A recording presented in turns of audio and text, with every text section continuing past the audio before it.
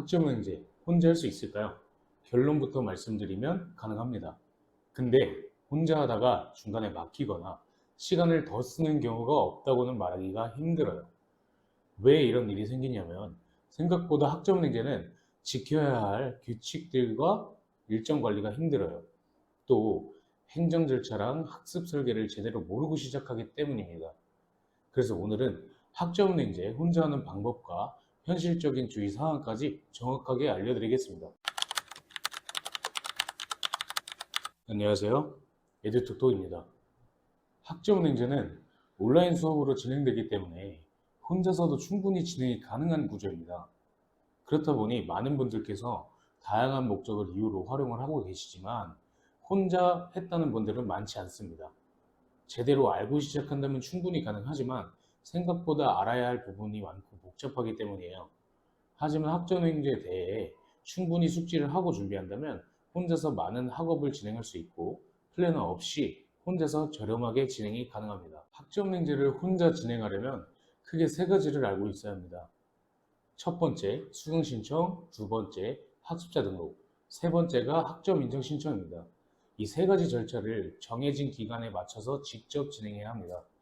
특히 학습자 등록과 학점 인정 신청은 1월, 4월, 7월, 10월 이렇게 정해진 기간에만 신청이 가능하기 때문에 일정 관리가 중요합니다. 더군다나 학위가 필요하신 분들은 학위 수여를 받아야 하는데 학위 예정증명서의 경우에는 수시로 발급이 가능한 반면 학위 같은 경우에는 매년 1월과 7월 분기에만 신청이 가능하고 발급까지 약 1개월 정도 시간이 소요됩니다. 수강 신청은 상시 모집을 하고 교육원이 많아서 괜찮지만 자신이 목표하는 일정이나 소요 기간을 잘 확인하는 것이 중요합니다. 많은 분들이 애를 먹는 부분은 바로 행정 절차입니다. 어떤 순서를 해야 하는지, 어떤 과목을 들어야 하는지 헷갈리는 경우가 많습니다. 예를 들어서 나는 학사학위를 취득하고 싶어서 전공 60학점, 교양 30학점 기준에 총 140학점을 모두 이수했다고 생각했지만 알고 보니 전공이나 교양 과목이 아니었던 과목이 있어서 조건에 충족되지 않아 학위를 못 받는 경우도 있습니다.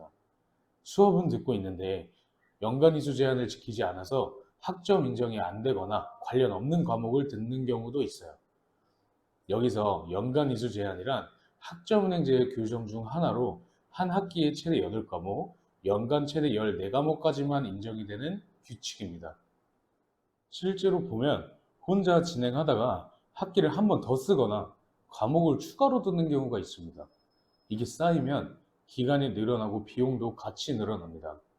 그래서 혼자 하는 게 불가능한 건 아니지만 모르고 시작한다면 오히려 비효율적일 수 있어요. 여기서 중요한 건 학점은행제는 수업 듣는 게 끝이 아니라 설계와 행정 절차가 같이 가는 구조입니다. 그래서 처음 방향을 어떻게 잡느냐에 따라 전체 기간과 비용이 달라지게 됩니다.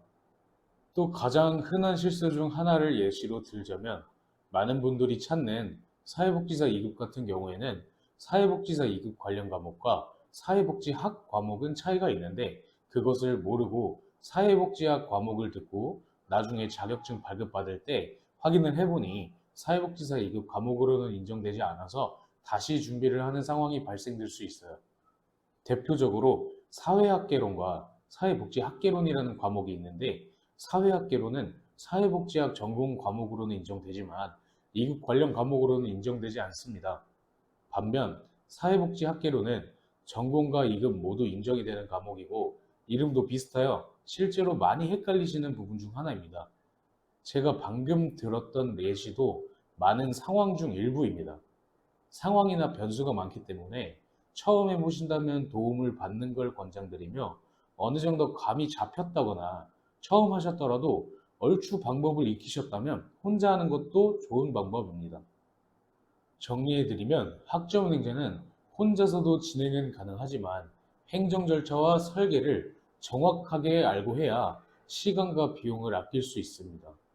본인 상황 기준으로 진행 방법이 궁금하다면 댓글이나 프로필을 통해 편하게 문의 주세요. 감사합니다.